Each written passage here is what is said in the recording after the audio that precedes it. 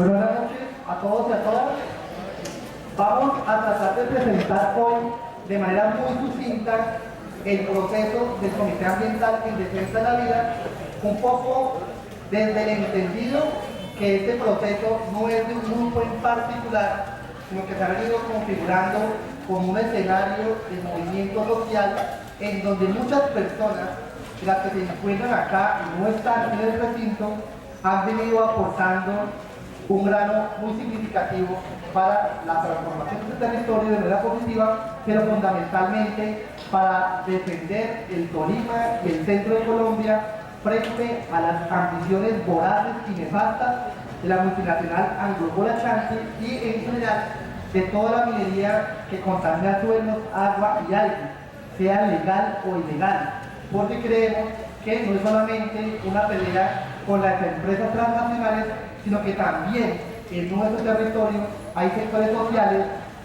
criminales y mafiosos que están utilizando gran cantidad de componentes químicos como el mercurio para contaminar los suelos y las aguas de este territorio nacional. El título fundamentalmente es el qué, el para qué y el cómo. Desde una premisa fundamental, esta lucha tiene que darse no con un objetivo moral, ¿sí?, de que hay que hacerlo bien, sino también porque tenemos que ganarla. Porque si no aprendemos a ganar esta lucha, realmente el futuro de nuestros hijos e incluso de las generaciones que no han nacido el día de hoy va a ser muy adverso. Y ustedes lo pueden ver fácilmente en toda la realidad social, económica, cultural y ambiental del Chocó, del Cesar, de la Guajira o incluso del continente africano, en donde al día de hoy realmente hemos visto que los proyectos mineros a cielo abierto no traen ese tan rimbombante desarrollo que en todas las emisoras y periódicos del país constantemente nos están hablando. Esto se lo bloquea.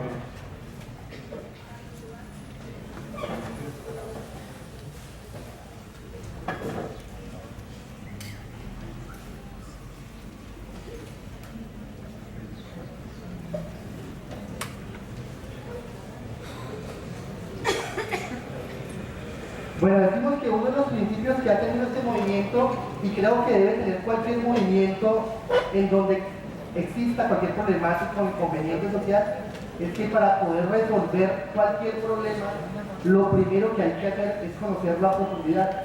Si nosotros no conocemos el origen, las causas y las consecuencias de los inconvenientes, pues va a ser muy difícil que podamos construir sus alternativas de solución. Y en ese marco, un grupo de hombres y mujeres del territorio tolimense ha venido indagando frente al tema de la minería a cielo abierto, frente al tema de los actores que convocan esta problemática, y uno de esos primeros elementos metodológicos que asumimos para dar esta lucha fue por ejemplo, el de los análisis de actores. Entonces, identificamos, por ejemplo, qué sectores sociales, qué empresas, qué ciudadanía hay en ese territorio, y comenzamos a mirar cuál es su posición, su interés, su grado de influencia, pero como estamos haciendo una cuestión muy rápida, nos vamos a detener fundamentalmente en el actor más importante que genera el conflicto, que es la multinacional Anglo-Gold Ashanti, dueña absoluta del 100% del proyecto minero La Colosa, actualmente en etapa de exploración, y si somos incapaces de detenerlos, pues ya vamos a ver algunos de los impactos paisajísticos. Y aquí a manera de contraste, pues estamos viendo que hay otros actores, ¿sí?, fundamentalmente de los campesinos, cajamarcuros, tolimenses, que están soportando la soberanía y autonomía alimentaria del centro de este país, y también, ¿sí?, algunos seres vivos que por no tener voz no significa que no tengan importancia. Razón por la cual nosotros hemos asumido que también estamos dando esta lucha por defender los derechos de nuestra madre tierra, de flora, fauna, organismos, etcétera, etcétera. Y decíamos entonces que en ese análisis de actores nos encontramos con esta multinacional, y cuando uno comienza a analizar la hoja de vida de esta empresa, se da uno cuenta, por ejemplo, de datos muy dicientes. El primero de ellos, que esta multinacional en el año 2011 fue considerada la peor empresa del mundo en el campo ambiental por contaminar más de 50 ríos en Ghana y por la violación sistemática de los derechos humanos de esta comunidad. Si ustedes observan con detalle, la mayoría de las filminas que vamos a colocar tienen fuente, ¿sí?, de quién es el que está soportando esta información, porque también creemos que como la pelea es tan difícil, no podemos permitir que Anglo Gold o los defensores de estas multinacionales traten de estigmatizar o subjetivizar la discusión. Aquí lo que decimos es, esto no lo decimos nosotros, lo están diciendo dos importantes ONGs del mundo. En la parte de abajo, más que la que no se alcanza a ver en azul, está la página web. A ustedes les va a quedar la presentación para que ustedes puedan ir directamente y corroborar si es o no es cierto lo que estamos planteando. Pero es Greenpeace y la ONG Declaración de Berna las instituciones que le dan el título en el año 2011 a Anglo Gold Ashanti como la peor empresa del mundo. Si ustedes se dan cuenta, en esta otra imagen estamos viendo un artículo del 30 de junio del 2011, en donde de manera pública comienza a cuestionarse la presencia de esta multinacional y se hacen una serie de preguntas detrás de ella. Por ejemplo, comenzamos a ver que esta multinacional en la práctica ejerce casi que una práctica corrupta y vamos a multiplicarla por qué. Si ustedes ven aquí de manera puntual, dice que hay un funcionario de esta multinacional que se llama Julián Villarroel, que fue el director de Infiomina y hoy en día es director operativo de la empresa Anglo Gold en Dramalón. Y cuando uno comienza a leer con más detalle, uno se da cuenta que cuando Julián Villarroel fue director de Infiomina en el periodo 2004-2007, es justamente el periodo en el que Anglo Gold Ashanti tiene la mayor cantidad de títulos mineros para sus procesos en este país. Y con esto, lo que comenzamos a ver, por ejemplo, es que tenían 1.9 millones de hectáreas y casi que se cuadruplican y llegan a los 8.4 millones de hectáreas. ¿En qué periodo? ¿Quién lo ordenó? Pues justamente estamos hablando de un proceso que coloquialmente se llama la silla giratoria, y es cuando hay funcionarios del alto gobierno que en lugar de legislar y actuar en función de los colombianos, que son realmente quienes les pagamos vía impuestos, pero lamentablemente están trabajando en función de intereses foráneos y apenas ellos terminan sus labores en el alto gobierno, entran a altos cargos directivos en estas multinacionales, o viceversa. Son altos directivos de multinacionales y el día de mañana el gobierno los incorpora en altos puestos. Otra de las preocupaciones frente a la multinacional, en el mismo artículo de la silla vacía, nos están planteando en el punto 6 que Anglo Gold ha tenido un pasado oscuro y literalmente se informa. En junio del 2005, la Human Rights Watch, una ONG de derechos humanos, denuncia que esta multinacional se alió con un grupo armado denominado el Frente Nacionalista e Integracionista, un grupo paramilitar en el Congo para poder beneficiarse y poder adelantar sus actividades mineras. Y esto es muy complicado, sobre todo en Colombia. Nosotros llevamos más de medio siglo en un conflicto armado que ha dejado fácilmente más de 300.000 muertos y demás, desplazados, etcétera, etcétera. Y creemos que la presencia de estas multinacionales con esta hoja de vida en nada alientan la solución que al día de hoy se está planteando como sociedad colombiana en su conjunto. Y si ustedes ven aquí este otro argumento, nos estamos dando cuenta que esta multinacional viene siendo denunciada, demandada por enfermedades de silicosis en sus funcionarios, y son enfermedades producto de las actividades mineras. Y este caso ya fue ganado por este empleado que demandó en Sudáfrica. Otra información de cómo por Tolima, el año pasado, específicamente el 12 de marzo de 2013, aquí está la fuente, suspende las actividades de Anglo Bola Chanti en el territorio de Piedras porque se venían desarrollando de manera irregular. Y seguidamente observamos que también la Contraloría General de la República encuentra un hallazgo fiscal por más de 7.000 millones de pesos con la misma multinacional. Y lo que usted ve entonces de manera recurrente es que tenemos un actuar sistemático que en la práctica no nos genera absolutamente confianza. O ustedes, si fueran por ejemplo algún empresario y les piden la hoja de vida a algún empleado de ustedes, si ven una hoja de vida como esta, algunos de ustedes harían un negocio con esta empresa o con algún ciudadano del común que tenga hechos de corrupción, de deshonestidad o demás. Entonces, Teo, nosotros estamos un poco planteando que el gobierno nacional no puede hacer negocios con cualquier empresa, que un deber ético, un deber moral, un deber político es que se investigue cuál ha sido su pasado y realmente comiencen a evaluarse si sus acciones van a ser en pro, en beneficio o en contraposición del interés de los ciudadanos tolimenses o colombianos. Esto fue lo primero que hicimos nosotros cuando arrancamos el tema de la minería. Lo segundo que hicimos es comenzar a averiguar qué era eso de la minería a cielo abierto. Hace 6 años en el Tolima nadie sabía del tema. Nos tocó recurrir a expertos internacionales. Gracias al apoyo de una ONG que se llama Paz Christi, pudimos traer a un hidrogeólogo que se llama Robert Morán, que fue la primera persona que llegó a Ibagué, a Cajamarca, a Espinar, a dar testimonio de la experiencia que había tenido en su trabajo en otras minas del mundo por más de 40 años de experiencia laboral. Y con Robert Morán entonces comenzamos a comprender que la minería a cielo abierto de lixiviación con cianuro es muy distinta a lo que hemos conocido históricamente. Y yo creo que esas imágenes ustedes las evaluaron y las describieron con Jaime Andrés, ¿no? Y es que históricamente hay un tipo de minería que se llama desocador, en donde el oro que se extrae se llama oro macroscópico, es decir, un oro que es visible al ojo humano, varias decenas de miligramos por tonelada de roca.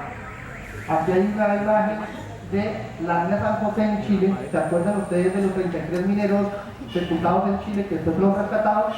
Esta es la mina y esa encuentra cómo pueden perforar esa montaña por cerca de 800 metros. Toda esta galería fácilmente tiene 9 kilómetros de distancia y aunque no es una minería a cielo abierto, los impactos en los niveles freáticos, en los acuíferos también son significativos. Y el otro tipo de minería es la aluvial, en donde el oro que se trae es similar al anterior, es visible al ojo humano, a diferencia de los proyectos mineros que empiezan a adentrarse en nuestro territorio, caso específico de la colonia. Ustedes ya recuerdan que una funcionaria de Anglo, la jefe de comunicaciones, que se llamaba Sandra Ocampo, el año pasado por el Nuevo Día, reconoció, después de 8 años, que iban a hacer minería a cielo abierto. Y es que es lo más lógico y sensato. Si se encuentran 0.86 gramos por tonelada de roca, no hay ninguna otra forma de extraerlo, sino mediante minería a cielo abierto. El potencial entonces de oro, de manera rápida, lo que explicamos a la gente es el minería a cielo abierto, 1 gramo por tonelada de roca, es decir, estamos hablando de partes por millón, lo cual significa que realmente hay un amigo que se llama César Riano. César Riano dice pomposamente que allá no hay mina, y es la verdad. Si uno habla de 1 gramo por tonelada de roca, uno diría, ¿cuál mina? ¿Sí?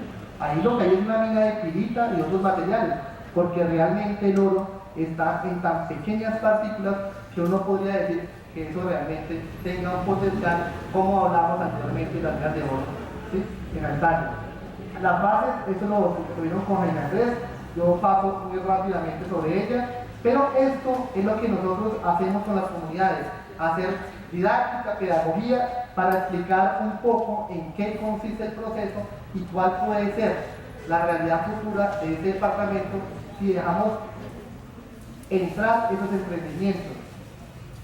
Esta es una imagen de lo que se conoce como las escombreras. Es una foto del oeste de Virginia, en Estados Unidos, y es en cuenta cómo las montañas ya no tienen depresiones, sino que la gente puede cruzar directamente. ¿Sí?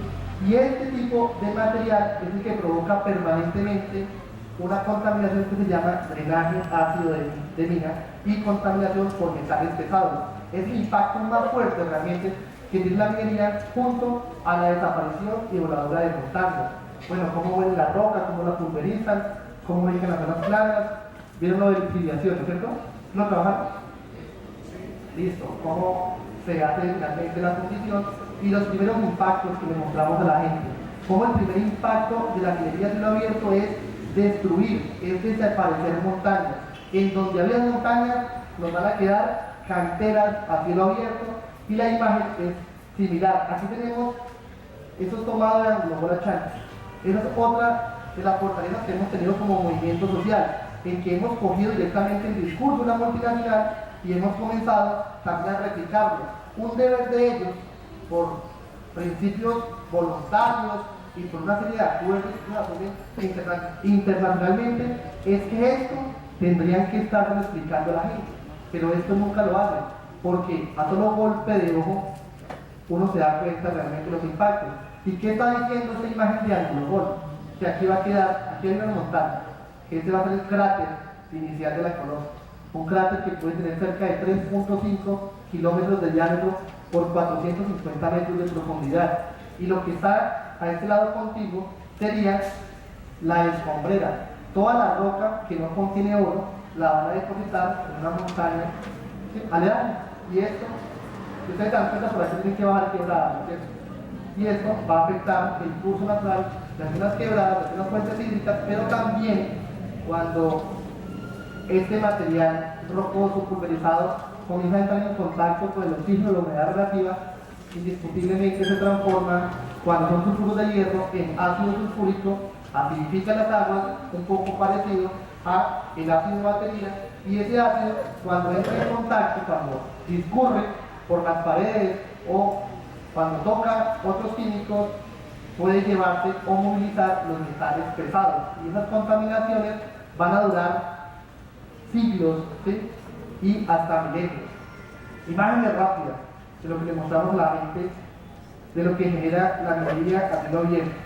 A diferencia de esos proyectos mineros en México, Chile, Estados Unidos, Australia, la diferencia fundamental con Colombia es que en esos países la minería a cielo abierto se hace en el desierto, ¿sí?, se hace en regiones en donde no hay riqueza hídrica y tampoco hay riqueza de flora y de fauna, a diferencia de nuestra realidad, específicamente de Cajamarca. Y también entonces les contaba que hemos analizado el discurso de la multinacional y lo que dice Anglobol, por ejemplo, es que ellos pueden hacer cierres sostenibles de minas. Incluso en sus folletos hemos leído directamente cómo ellos, me perdonen la expresión, nos tratan de tontos a todos, porque dicen que los sitios los van a dejar en mejores o en iguales condiciones que como los encontraron. Yo les pregunto, ¿será que las montañas se pueden reconstruir? ¿Será que toda la dinámica biodiversa se puede reconstruir? Uno de pronto puede reforestar, pero ¿será que podemos refaunar? ¿Será tan fácil que metamos especies faunísticas a la zona después de que las hemos espantado con mostrando la presencia, pero en el caso de la minería, con explosivos, con desaparición de montañas, de bosque, etcétera, etcétera? Son reflexiones que tienen que quedarse a cada uno de ustedes, porque realmente lo que estamos tratando de hacer es generar unos elementos de análisis para seguir profundizando la discusión.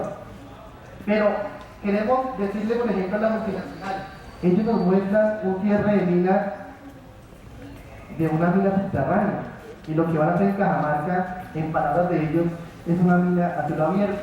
En concreto, ¿será que uno puede comparar peras con manzanas?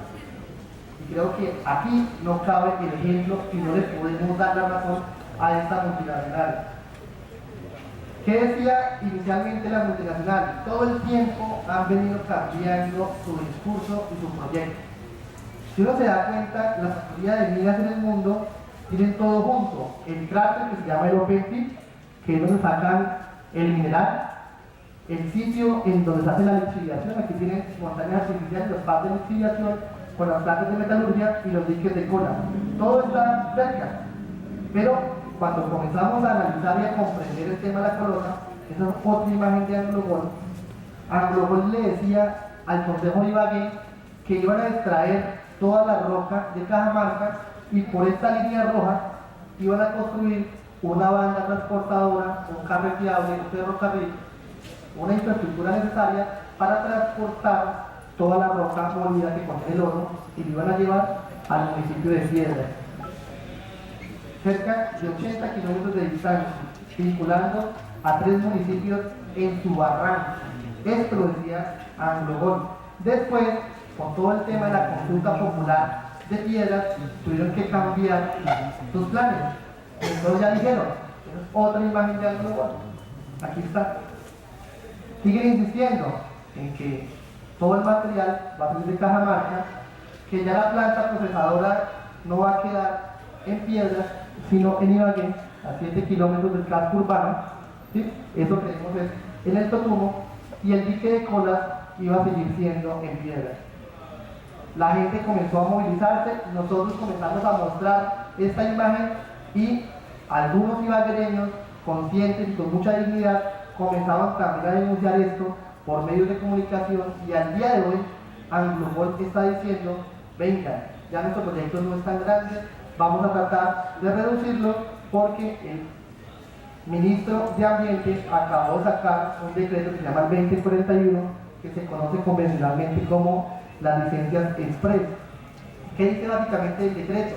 Que se puede otorgar licencia ambiental en menos de 3 meses y que no va a existir una audiencia pública o un diálogo con la comunidad, sino que va a existir una audiencia oral en donde la autoridad ambiental, en este caso el ANLA, un proyecto nacional, o Cortolima, si se vuelve un proyecto más pequeño, evalúa el estudio de impacto ambiental de la municipalidad.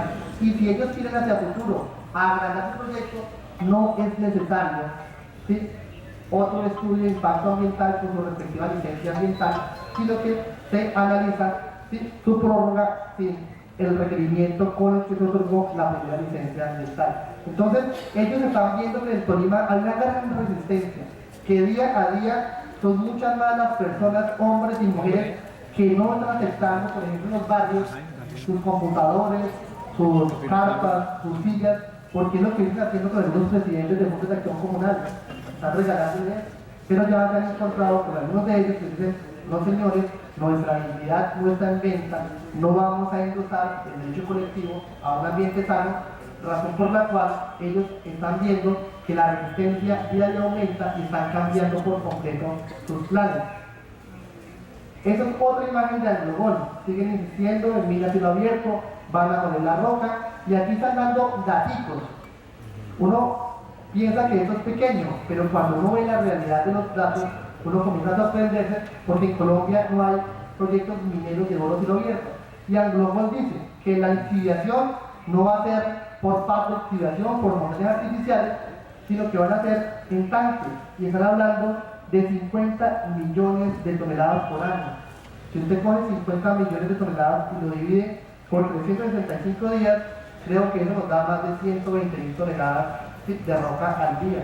Y comencemos a hacer los cálculos, cuántas montañas, cuánto agua, cuántos explosivos y demás, para que dimensionemos realmente los emprendimientos.